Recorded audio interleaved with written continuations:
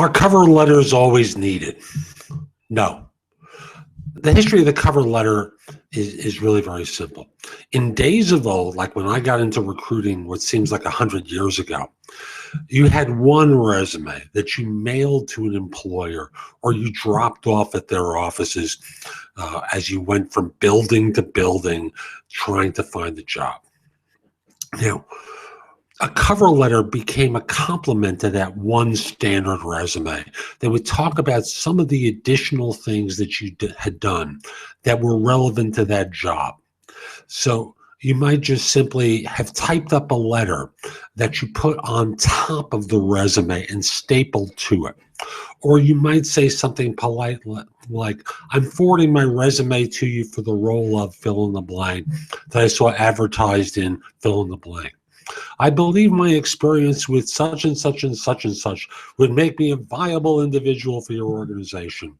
That was paragraph 2. Paragraph 3 was, I look forward to hearing from you about next steps in the process. Or, if you were doing drop-offs that day because you had no idea if there was a job, I am you do one of those, self-promotion type of things, staple it to your resume and use it as a sales tool. Now, obviously cover letters aren't used for that purpose anymore. And no, if your background as demonstrated on your resume shows that you fit the requirement perfectly, you don't need a cover letter. However, few resumes do. So why not use it as a sales opportunity to promote yourself? Now, I want to be clear. You don't use a cover letter as an attachment with your resume. You use the body of the email like the old cover letter. And what do you do? How do you demonstrate the fit? And it's really very simple. So whether you're sending it to a recruiter or a hiring manager, you might start off by saying, I'm submitting my resume for a role that I understand is available in your organization for such and such. My understanding is this is what you're looking for. In the left-hand column, you put a list of skills. And in the right-hand column, you indicate how long and how recently you've used those skills or used those technologies or deployed those qualifications, how long and how recently.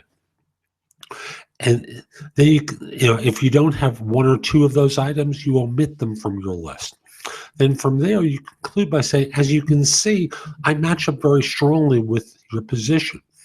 And I look forward to hearing from you and meeting with you in the next week.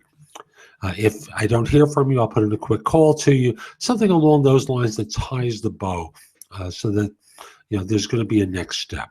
But you use it as a sales opportunity, linking your qualifications with the role.